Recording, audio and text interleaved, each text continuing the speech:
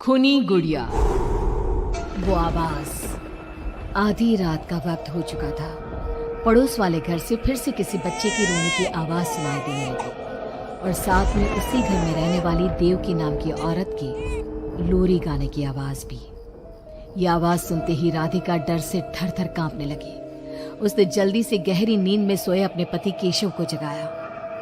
केशव उठो, देखो ना, फिर से किसी की लोरी गाने की आवाज आ रही है बाजू वाले घर से। क्या हुआ राधिका, क्यों परेशान हो रही हो? अरे कोई आवाज नहीं आ रही यार। लेकिन अभी बस 2 मिनट पहले तो देव की लोरी गा रही थी और एक बच्चा रो रहा था। अरे कोई मूवी देख रहा होगा, उसकी आवाज होगी। देवकी और उसके पति मोनिश ने बताया ना कि उनके बच्चे नहीं होते। उस घर में कोई बच्चा नहीं है। अब ना तुम भी सो जाओ और मुझे भी सोने दो। लेकिन अभी बस 2 मिनट पहले तो देव की लोरी गा रही थी और एक बच्चा रो रहा था। राधिका हैरान थी कि आवाज सिर्फ उसे ही सुनाई क्यों देती थी। लेकिन जब उसके पति केशव ने उसकी बात नहीं सुनी तो वो सोने की कोशिश करने लगी। लेकिन राधिका के कानों में किसी छोटी बच्ची के हंसने की आवाज गूंजने लगी। राधिका बुरी तरह से डर गई थी। अगली सुबह मैं दुकान जा रहा हूँ, आज माल खत्म हो रहा है दुकान में। इन दिनों पता नहीं क्यों लोग जमकर खिलौने खरीद रहे हैं। आज बड़े बाजार जाकर सारे खिलौने ले आता हूँ। आप रात होने से पहले आ जाएंगे ना? लगता है तुम देवकी से अभी तक डरी हुई हो। अच्छा ठीक है, देखो घर के पीछे वाली गैलरी में मत जाना, क्योंकि वहां से तुम्हें अक्सर देवकी नजर आती है और तुम ना फिर डर जाती हो। ठीक है केशव, मैं आज उधर जाऊंगी ही नहीं। जब भी उधर देखती हूँ कुछ डरावना ही नजर आता है। केशव दुकान चला जाता है। तभी अचानक राधिका को याद आता है कि घर की गैलरी में उसने कुछ कपड़े सुखाए थे। डरते हुए वो वहां जाती है। दूसरी तरफ देवकी की गैलरी नजर आती थी।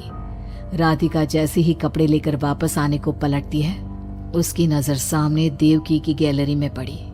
वहां एक 4 साल की बच्ची खड़ी होकर उसे घूर रही थी। हे भगवान, ये कौन है? कौन है ये? मैं इससे पूछूं कि इसका नाम क्या है? हाँ, पूछ लेती हूँ, फिर केशव को बताऊंगी। वो मेरी बात पे भरोसा नहीं करते ना। बेटा, कौन हो तुम? हाँ, तुम्हारा नाम क्या है? गुड़िया। तभी अचानक वहां पर देवकी आती है और वो बच्ची गायब हो जाती है। क्या हुआ? आप किससे बात कर रही थी? वो यहाँ पे मैंने एक लड़की को देखा था। वो कौन थी? कहाँ गई वो अभी? कौन लड़की? मैंने कहा ना, मेरे घर में कोई बच्चा नहीं है। मैंने देखा था, वो यही थी। वो आपके पीछे कौन है? राधिका को फील होता है कि किसी ने उसे धीरे से पुकारा, आंटी। राधिका पलट कर देखती है तो वहां वो छोटी बच्ची खड़ी थी। राधिका चीख कर बेहोश हो जाती है। जब उसकी आंख खुलती है तो केशव उसके पास खड़ा था। क्या हुआ राधिका? राधिका, होश में आओ।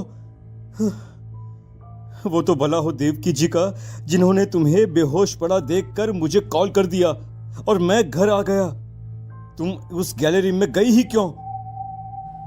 केशव, वो लड़की यहाँ आ गई थी और वो देवकी, वो ठीक औरत नहीं है। तुम पागल हो गई हो राधिका। आज देवकी जी ने ही मुझे तुम्हारे बारे में बताया।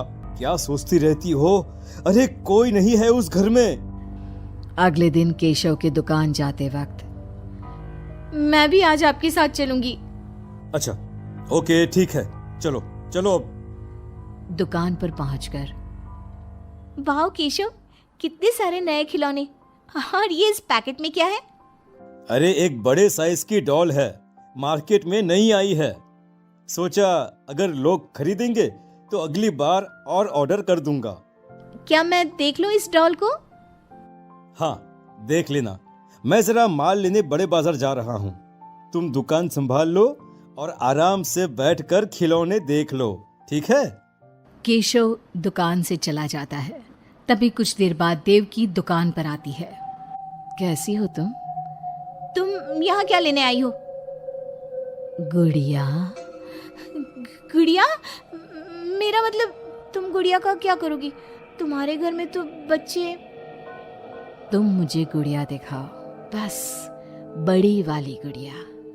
राधिका घबराते हुए बड़ी डॉल का पैकेट खोलती है। बिल्कुल ऐसी ही डॉल चाहिए। आज वो खुश हो जाएगी इसे देखकर। कौन कौन खुश हो जाएगी? देवकी अजीब नजरों से राधिका को देखती है और बिना कुछ कहे पैसे देकर चली जाती है। उसके जाने के बाद राधिका शॉप के अंडरग्राउंड में नए टॉयज का मॉल चेक करने जाती है। वहां बच्चों का एक झूला था। राधिका ने देखा कि वो झूला हिल रहा था, जैसे अभी अभी कोई वहां से उतरा हो। राधिका को किसी छोटे बच्चे की आवाज आती है। कौन है? कौन है वहां? वही छोटी लड़की जो देविका के घर दिखी थी, राधिका के सामने आ जाती है। आंटी, मुझे गुड़िया चाहिए, वो बड़ी वाली। मेरे पास कोई गुड़िया उड़िया नहीं है। बड़ी गुड़िया चाहिए, मुझे दे दो, नहीं तो मैं ये सारे खिलौने जिंदा कर दूंगी और फिर वो आपको मार डालेंगे। कौन हो तुम? मैंने कहा ना नहीं है मेरे पास बड़ी गुड़िया। अभी तो थी ना, कहाँ गई? वो देवकी ले गई अपने साथ। अभी जाओ और मेरी गुड़िया लेकर आओ, वरना। उस छोटी लड़की के नाखून बड़े हो जाते हैं और पैर उल्टे।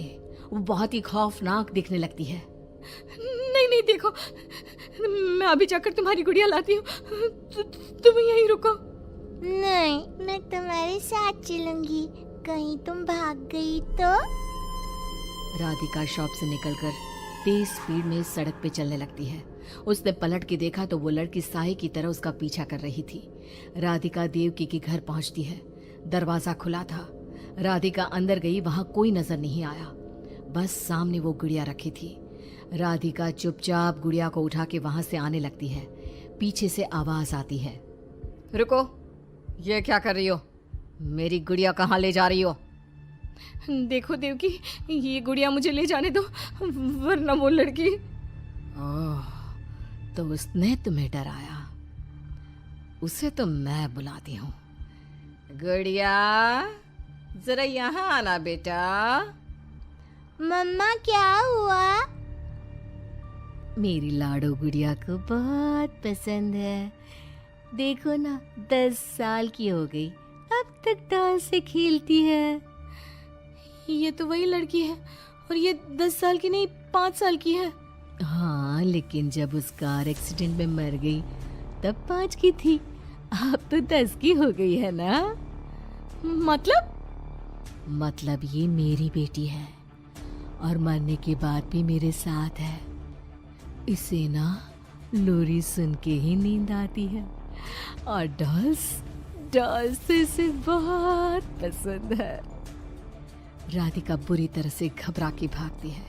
भागते भागते मेन रोड पे आ जाती है। वहीं उसका एक्सीडेंट होता है और उसकी मौत हो जाती है। मगर राधिका की मौत के बाद